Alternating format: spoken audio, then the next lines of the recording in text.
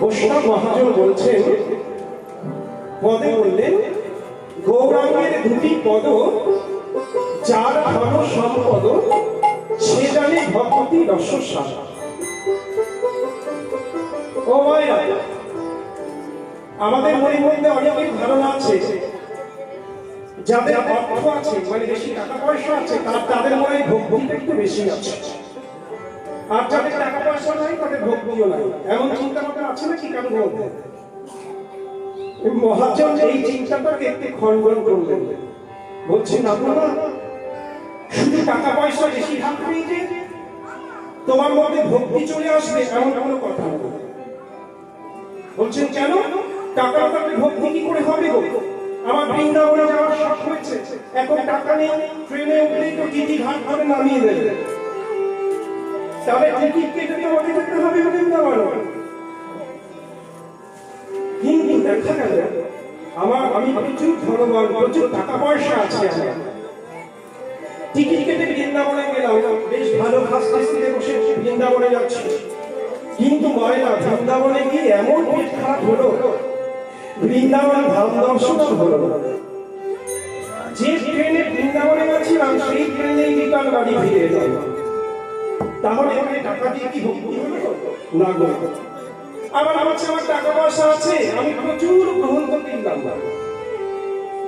গ্রন্থ কিনে আলমারি ভর্তি করলাম, কিন্তু পড়ার সময় আর পাই না। যেটুকু সময় পাই ওই কালা টিভি দেখে সিরিয়াল দেখে সময়টাকে নষ্ট করতে ভালো লাগে, মানে ও গ্রন্থ পরে করবো। আর এদিকে তুমি পোকা, বুদ্ধিমান পোকাগুলো কি করলো, ওই আলমারি বইগুলো পড়ে একেবারে সাবান করে দিল। তাহলে টাকা পয়সা থাকলেই যে ভক্তি হবে এমন কোনো কথা নয়। মহাজন বলছেন, তোমার যে টাকা পয়সা আছে তাতেই যে ভক্তি হবে এমন কোনো কথা নয়, তবে কিছুটা কিঞ্চিত সহায়তা তোমাকে করতে পারে টাকা পয়সা, তবে ভক্তি হবে কার না? এই জগতে বিষয় আশাকে দূরে রেখে আমরা তো এই জাগতিক বিষয় সম্পত্তি বেশি ভালোবাসি। দিন রাত মাথা ঘাম পায়ে ফেলছি কেন? কাল থেকে কতটা ধনী হবো, পাশে বাড়িগুলো দোতলা বাড়ি করেছে, আমি 3 তলা করবো। এই স্বপ্ন, এই আশাগুলো আমাদেরকে ছুটি নিয়ে বেড়াচ্ছে। সকাল থেকে শুধু ধর্মের চিন্তা করো, তাহলে আমাদের মধ্যে ভক্তি হবে কি করে? বৈষ্ণব মহাজন বলছেন, এই জাগতিক বিষয় আশাকে একটু দূরে সরিয়ে রেখে ওই গৌরাঙ্গের দুটি চরণকে যদি কেউ সার করতে পারে, কেবল তারই হবে গৌর ভক্তি। এছাড়া অন্য কারোর মধ্যে ভক্তি হওয়া সম্ভব নয়। সে তুমি ধনী হও আর তুমি দরিদ্র হও, যাই হও না কেন, এই বিষয় আশাকে, জাগতিক বিষয় আশাকে দূরে সরিয়ে যদি গৌর চরণ হৃদয়ে ধরে ভজন করতে পারো, তাহলে তোমার মধ্যে ভক্তি অনায়াসে আসবেই আসবে। তাই বললেন, গৌরাঙ্গের দুটি পদ যার ধন সম্পদ, সে জানে ভক্তি রসস্বাদ। আবার বলছেন, গৌরাঙ্গের মধুর লীলা যার কর্ণে প্রবেশিলা, হৃদয় নির্মল ভেদতা। নির্মল ভেদ মানে নির্মল মানে পরিষ্কার। আমাদের এই হৃদয়টা মানে আপনি বলতে পারবেন বুকের হাত দিয়ে পরিষ্কার আছে হৃদয়টা? আমাদের হৃদয়ের মধ্যে কুটি নাকি ভক্তি, কুটি নাকি ভরা তো হৃদয়ের মধ্যে এই সর্বব্যাপী। আর এই হৃদয়টা না সবসময় এই জাগতিক বিষয় আসে চিন্তা, জাগতিক যত খারাপ চিন্তা ভাবনাগুলো এই হৃদয়ে আসে। এই হৃদয়ের মধ্যে যত হিংসা, পাপ, এগুলো বাসাতে পরিপূর্ণ হয়ে আছে। সেই পাপ, সেই হিংসা, সেই নোংরামগুলো যাবে কি করে? বলছে কেন কেন? গৌরাঙ্গের মধুর লীলা যার কর্ণে প্রবেশিলা, হৃদয় নির্মল ভেদতা। আমাদের হৃদয় পাপ অনায়াসে দূরে চলে যাবে কখন জানো? তার জন্য আয়োজন হয়েছে হরিবাসরের হরিসভা, যে হরিবাসরে এসে বসে গৌরলীলা কানে শ্রবণ করলে সেই হৃদয় থেকে পাপ আমরা সরে যাই। হৃদয়টা তো কাছের মতন তো হয় না, তা আয়নাতে যদি কাদা লাগানো থাকে, সেই আয়নাতে কি মুখ দেখা যাবে? যাবে। তাহলে সেই আয়নাটাকে যদি ভালো করে মোছা হয়, মুছে যদি পরিষ্কার করা হয়, তাহলে কিন্তু সেই আয়নাতে মুখটা দেখা যাবে, স্বচ্ছ আয়নাতে। তেমনি এই হৃদয়টাকে মার্জন করতে হবে কি দিয়ে কমায় না? এই জগতের শাস্ত্র দিয়ে লাগলো না, হরি নামামৃত, গৌর ভজন, গৌর কথামৃত দিয়ে এই হৃদয়ের দর্পণটাকে মাজতে হবে।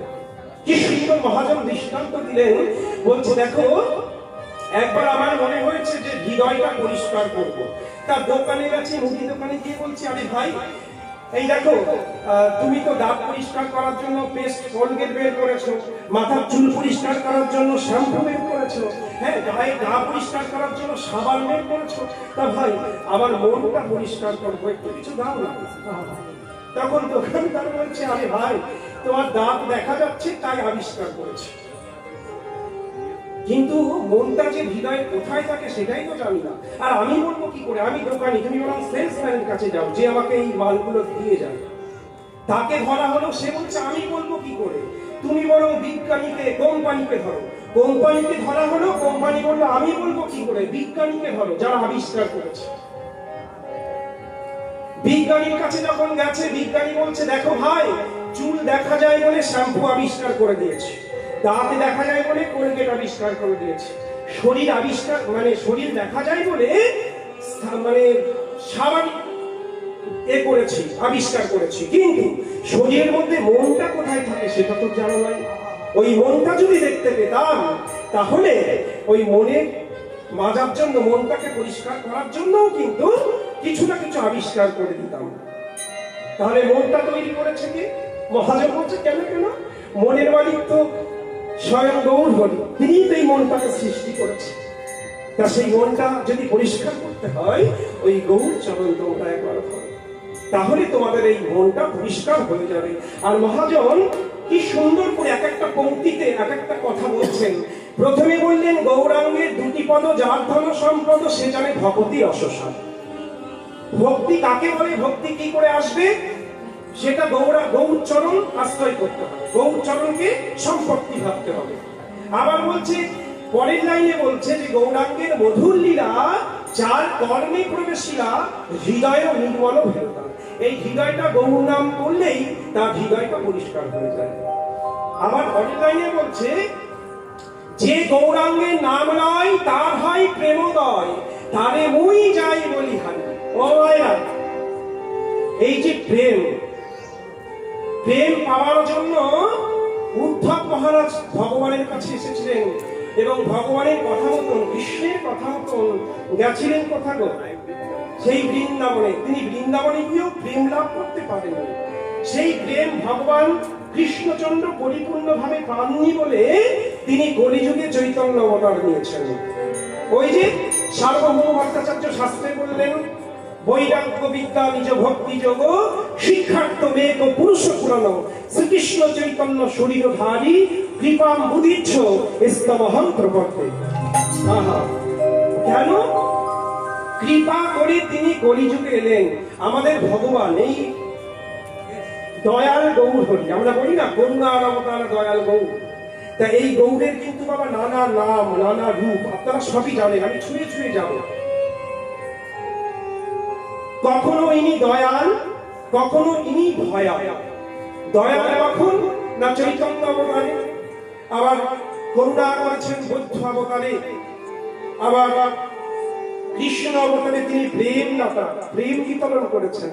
আবার তিনি ভয়াল, নরসিংহ অবতারে তিনি ভয়াল ভয়াল রূপ ধরে ভক্তের মান রেখেছেন। তা এই গৌর হরি বলছে, যে গৌরাঙ্গের নাম লয় তার হয় প্রেমোদয়। অনেকে বলে না, অনেক ভক্ত আছে আমাদের নবদ্বীপে, যারা হা গৌর প্রাণ গৌর দেখা দাও গৌর, এই গৌর নাম করতে করতে তাদের মনের মধ্যে প্রেমের উদয় হয়। বাবা, আমার মতন অভাগা কীর্তনীরা কৃষ্ণলীলা সম্পর্কে জানতে গিয়ে শ্রীমদ্ ভাগবত, সারাবলী, নানা রকম পুরাণ এগুলো অধ্যয়ন করতে হয়েছে। কিন্তু মহাজন বলছে, শুধু গৌরাঙ্গের নাম নিলেই তোমাদের অধ্যয়ন করে প্রেম পেতে হবে না গো। ওই গৌরাঙ্গের নামের মধ্যেই এমন শক্তি আছে না, ওই নামটা নিলে তোমাদের প্রেমের উদয় হবে। তাই বলছে তার বলি হারি যায়, তার বলি হারি যায়, যে গৌরাঙ্গের নাম নয় তার হয় প্রেমদয়, তারে মুই যাই বলি হারি। গৌরাঙ্গ গুণেতে ঝুড়ে, ঝুড়ে মানে কাঁদে, নিত্যলীলা তালে ঘুরে, সে জানে ভক্তি অধিকারী। সেই ভক্ত একমাত্র ভক্তির অধিকার পায় কে না, যার গৌরাঙ্গ নাম বলতে বলতে এই নয়ন দিয়ে আহা নয়ন ধারায় ধারা বরিশন হয়, সেই তো জানে। তবে আপনারা সকলেই জানেন বাবা, আমিও জানি, আপনারাও জানেন, ভক্তি পথে 5টা রস আপনারা সবাই জানেন। শান্ত, দাস্য, সখ্য, বাৎসল্য আর মধুর। আমি প্রথমেই বলবো, আমি পদাবলী কীর্তন গাই, পদ গাইতে খুব ভালোবাসি, পদই গাইব, পদ পদাবলী সমন্বিত আমার গান। কিন্তু এবারই বাবা বলে দিয়েছেন ভক্তনাথ দত্ত শুনতে বড় ভালোবাসি, কিন্তু আমি তো অন্য তত্ত্ব বলতে পারি না। বেল পাতায় কেন 4টা ছিদ্র, নারকেলের কেন কি সব জানি না। যাই হোক, এইসব তত্ত্ব আমি বলতে পারবো না। এই গ্রন্থ থেকে ভগবান তত্ত্ব যেটুকু গুরু কৃপায় জানি সেটুকু আপনাদের সামনে তুলে ধরবার চেষ্টা করবো। সেগুলোই আপনারা শুনে আশা করি প্রসন্ন হবেন। আর এই প্রকৃত প্রেম পদাবলী শুনলেই ভক্তের মনে ভক্তি সৃষ্টি হয়। ভক্তরা অভক্ত হয়ে যাচ্ছে, কারণটা কি? কারণ এত কথা শুনে ফেলেছে না বাবা, এই জন্য চৈতন্য কথা শুনে এখন আর তাদের আর ওই চৈতন্য হয় না। ওই অচৈতন্যের কথা শুনে এমন অচৈতন্যমূলক কথাবার্তা কানে ঢুকিয়ে ফেলেছে, আর হৃদয়ে এত অচৈতন্যমূলক কথাবার্তা ঢুকে বসে আছে যে এখন চৈতন্য কথা ঢাললেও সেই জায়গা থেকে ছই না আর কি। তো যাই হোক, আপনারা আমি চেষ্টা করব শাস্ত্রের বাইরে একটাও কথা বলবো না, সবই গ্রন্থের মধ্যে থেকে বলবো। আপনারা অসংখ্য ভক্ত শ্রোতা সন্ধ্যাবেলায় আপনাদের শ্রী চরণ দর্শনে খুব ভালো লাগছে। যাই হোক, ভুল ত্রুটি মার্জনা করে আপনারা রসজ্ঞ ভক্তবাণী আস্বাদন করবেন। তো এই যে পঞ্চরস আমরা সবাই জানি, শান্ত, দাস্য, সখ্য, বাৎসল্য, মধুর। এই পঞ্চরসের অধিকারী কারা? বলছেন পঞ্চরসের অধিকারী, শান্ত রসের অধিকারী হলো মুনি ঋষিগণ। দাস্য রসের যারা ভগবানকে মনে করে যে ভগবান আমার প্রভু, আমি ভগবানের দাস, যেমন বীর হনুমান, তিনি হলেন দাস্য রসের অধিকারী। সখ্য রসের কি না, বৃন্দাবনের শ্রীরাম, সুদামাদি, অর্জুন সমস্ত সখাগণ যারা ভগবান কৃষ্ণকে মনে করেন, ভগবানকে মনে করেন এটাই আমার বন্ধু, এই বন্ধুমূলক প্রীতিরহিত ভালোবাসা, এখানে সখ্য রসের আদান প্রদান। আর বাৎসল্য, ভগবান আমার পুত্র, আমার সন্তান, আমি ভগবানের বাবা অথবা আমি ভগবানের মা, তিনি বাৎসল্য রসের অধিকারী।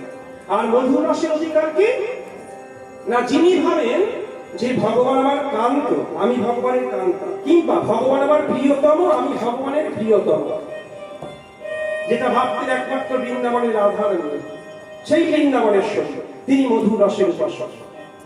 এবার আমরা সবাই জানি, এটা খুব পঞ্চরসের আমরা ব্যাখ্যাটা সবাই মোটামুটি জানি। এবার এই পঞ্চরসের 5টা ধারা আছে।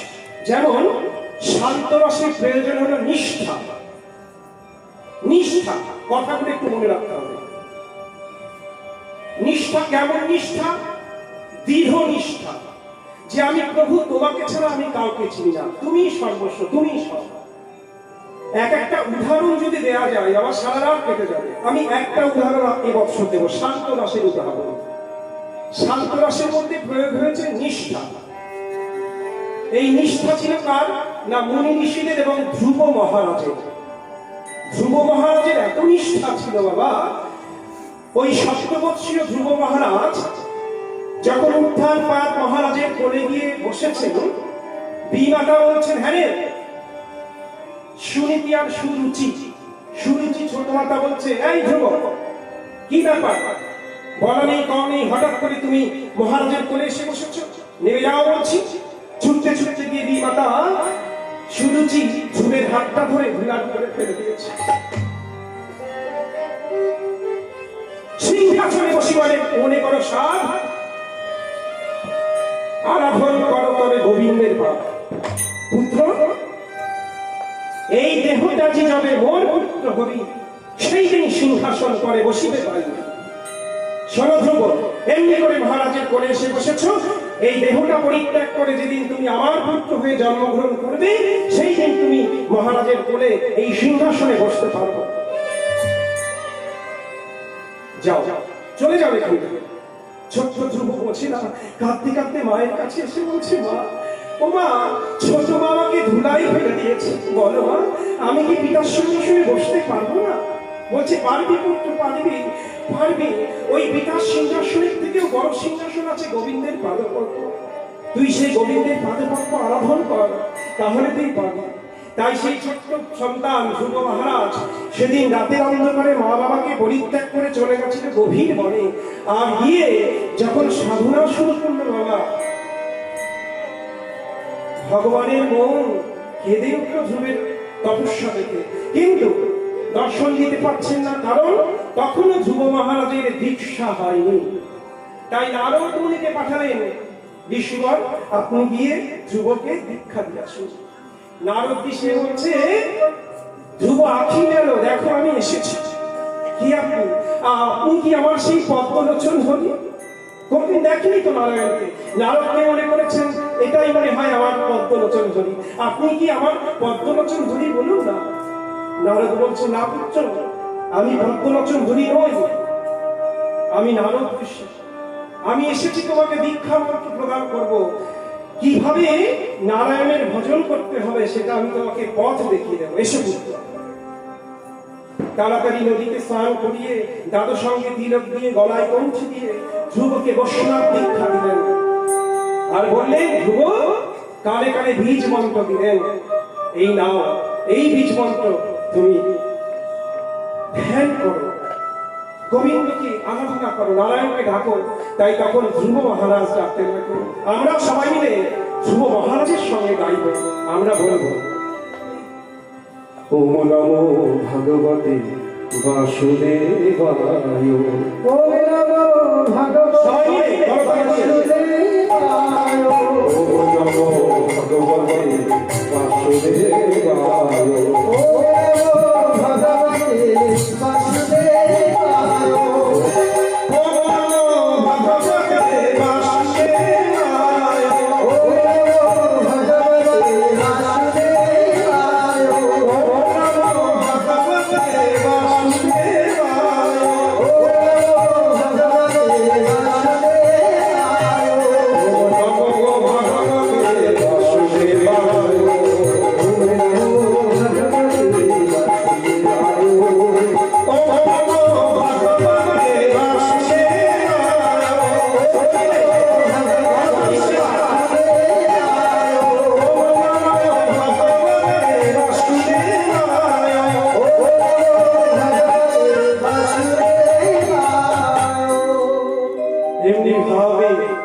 ওম নমো ভগবতে বাসুদেবায়, আরাধ্য ভগবান নারায়ণের বীজ সে ধ্যান করছে, জপ করছে।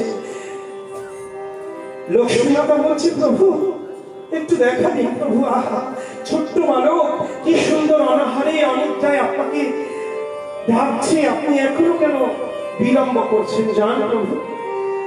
লক্ষ্মীনাথ থাকতে পারলেন না, ফলের থালা নিয়ে ছুটতে ছুটতে এসে ধ্রুবকে দিয়ে বলছে, ধ্রুব, আমি মা এসেছি, এই নাও, তুমি অনাহারে আর কতক্ষণ থাকবে পুত্র, এই নাও ফল সেবা করো। মা ফল দিয়ে ধ্রুবকে আদর করে তো চলে গেলেন। ধ্রুব গুরুদেবের জন্য অপেক্ষা করছে। গুরুদেব নারদ ঋষি এসেছেন, ধ্রুব এই ফল কে দিয়ে গেছে?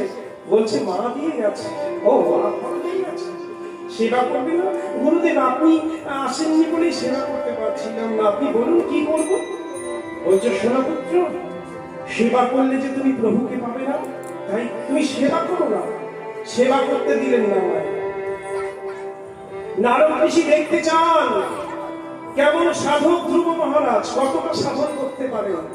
সেবা কিন্তু করতে দিলেন না। গুরুর আদেশে তিনি সেবা করছেন না। গুরুদেব তো পথপ্রদর্শক, আপনারা বলতে পারেন না হ্যাঁ ছোট্ট বালকের দেখি কি নারদ ঋষি দয়া করুন না, কেন সেবা করতে দিলেন না?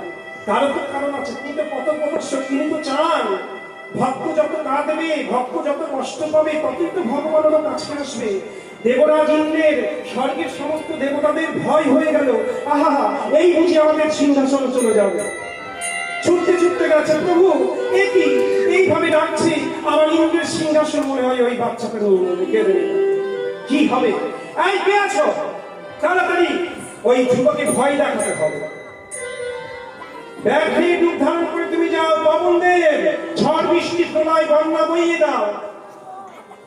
এমনি ভাবে যখন বলেছে মায়েরা, নারদ ঋষি তো জানেন তিনি তো গুরুদেব, তিনি তো পথপ্রদর্শক, তিনি ছুটতে ছুটতে এসে বলছে, ধ্রুব এই শেষবারে তোমার কঠিন তপস্যা করতে হবে। কি তপস্যা? না মনকে যোগ সাধনায় বসাতে হবে, মনোযোগ দিয়ে। মায়েরা মন দিন, এই জায়গাটা খুব গুরুত্বপূর্ণ। আমরা সাধনা করি, আমরাও করি, ভগবানকে পূজা দিই, আমি আপনার দিই না, কিন্তু ভগবান দেখা দেন না। কেন বলুন তো? কারণ আমরা মনটাকে যোগে বসাতে পারি না, আমাদের মনোযোগটা থাকে না। ওই প্রত্যেক দিনের দায় সারা, পুজো দিতে হয় তাই দিচ্ছি, ঘন্টা নাড়তে হয় তাই নাচছি, শঙ্খ বাজাতে হয় তাই ফু দিচ্ছি, উলু দিতে হয় তাই দিচ্ছি, কিন্তু মনটা পড়ে আছে আরে বোঝে না, সে বোঝে না, সিরিয়ালটা শুরু হয়ে গেল। আর পুজো ওই তাড়াতাড়ি দায় সেরে 30 সামনে চলে গেলাম, তাই তো? আরে পুজো পরে করবো, বাজারে যেতে হবে, আরে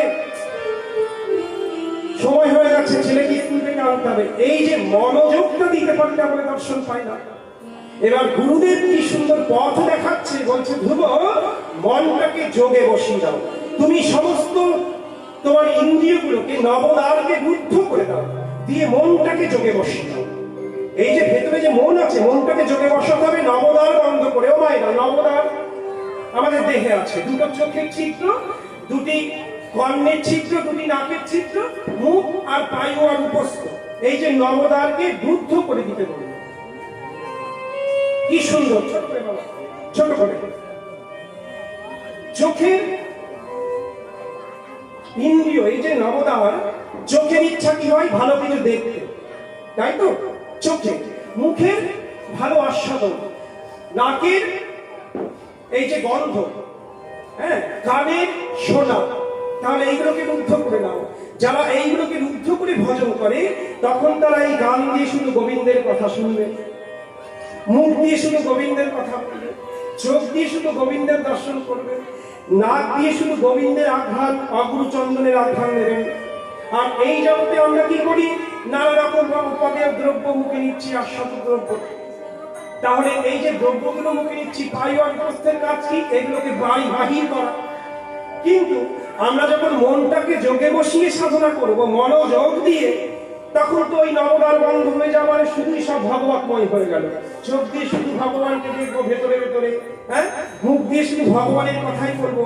এই ধ্রুব মহারাজ যখন গুরুদেবের কথা মতো নবদ্বারকে বন্ধ করে দিল, কি হলো ভাইরা? নবদ্বার যখন বন্ধ হয়ে গেল, ইন্দ্র যতই দুষ্টুমি করুক না কেন, যতই প্রলয় ঝড় তুফান হোক না কেন, যতই বাঘ সর্প এসে ওকে দংশন করুক না কেন, ওই বাইরের কোনো বাহ্যিক শব্দ, বাইরের কোনো বাহ্যিক আঘ্রাণ, বাইরের কোনো ঝড় বাতাস ওই ধ্রুবের গায়ে মনে স্পর্শ করতে পারছে না। করবে কি করে? নবদ্বার তো বন্ধ। বুঝতে পেরেছেন? হরিবল, বুঝতে পারছেন বিষয়টা? নবদ্বার তো বন্ধ হয়ে গেছে, যতই ঝড় তুফান করুক না কেন, আর কি স্পর্শ করতে পারে? ভেতরে তার প্রবেশ করতে পারছে না। কি হলো? নারায়ণের সিংহাসন চলে গেল। নিতাই হোক। সাক্ষাৎ বৈকুণ্ঠবতী নারায়ণ লক্ষ্মীকে নামে নিয়ে গরুদের পিঠে এসে বলছে, ধ্রুব পুত্র চোখ খোলো, আমি এসেছি। ধ্রুব চোখ খুলে দেখছে পদ্ম। প্রভু আপনি এসেছেন দয়াময়। হ্যাঁ ধ্রুব, বলো তুমি কি চাও? পিতার সিংহাসন। ধ্রুব মহারাজ বলছে, না না প্রভু না। ও প্রভু, এ তুমি কি বলছো? তাহলে ইন্দ্রের সিংহাসন? বলছে, না প্রভু না।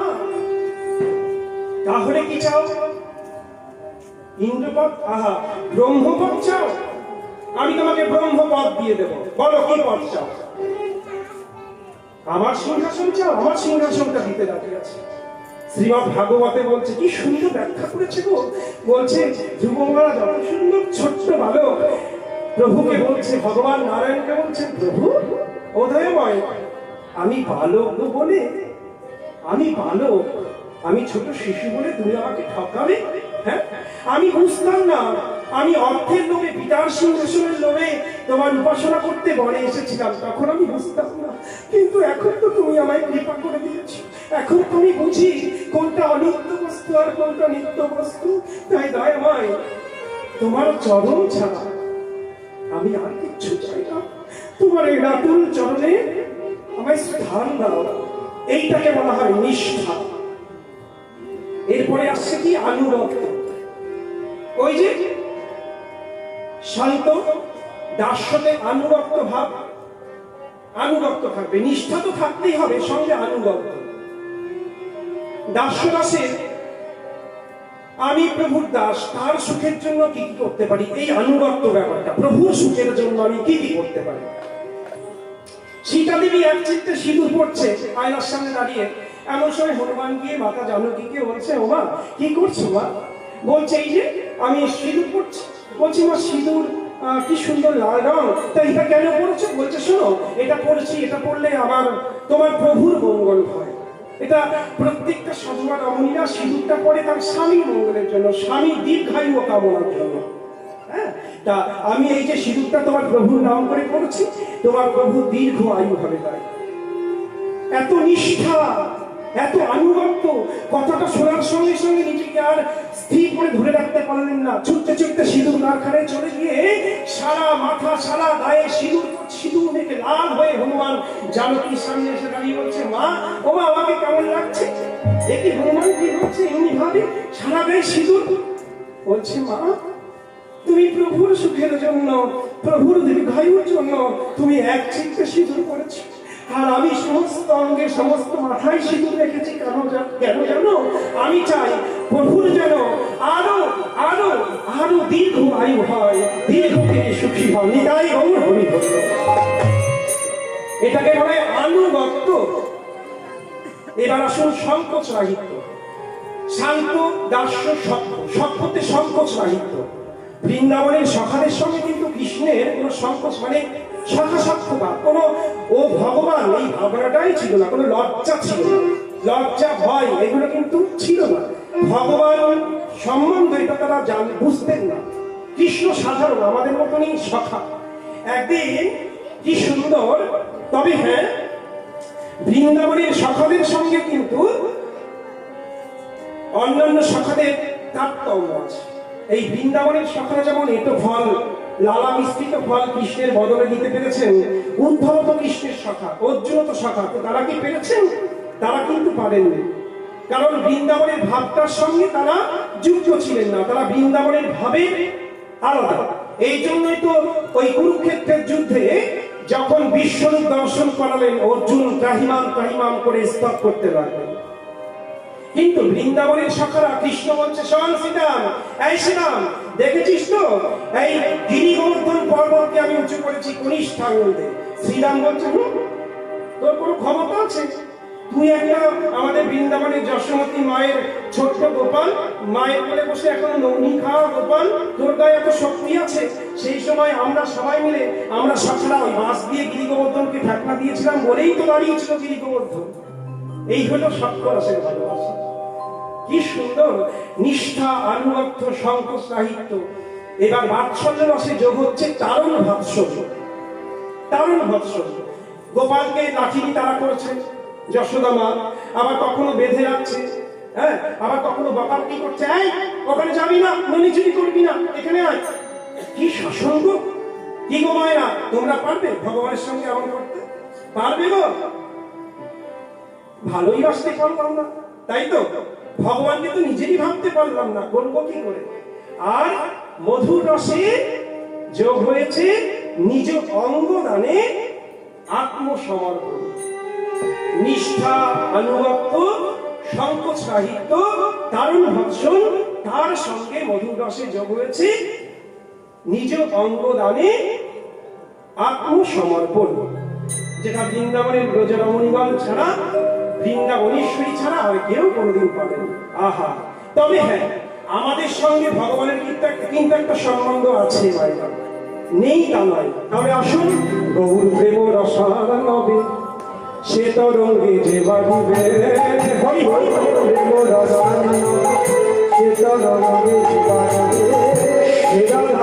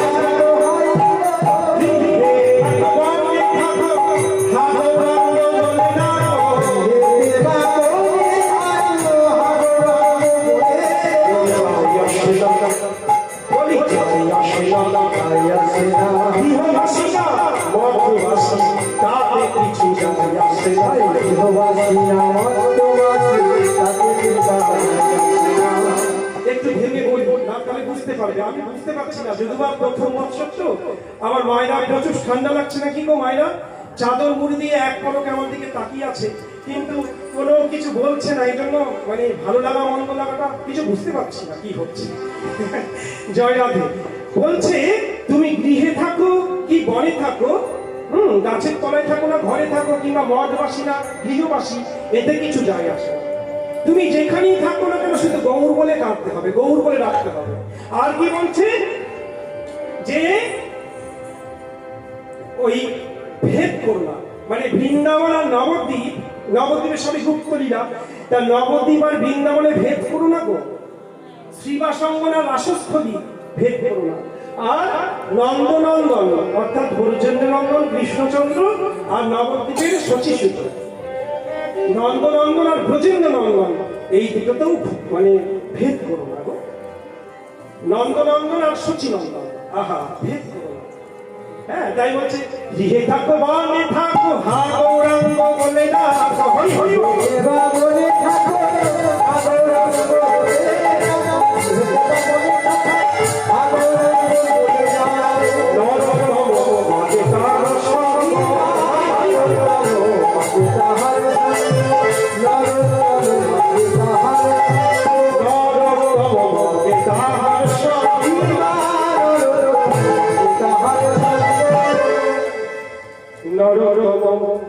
মাগে তার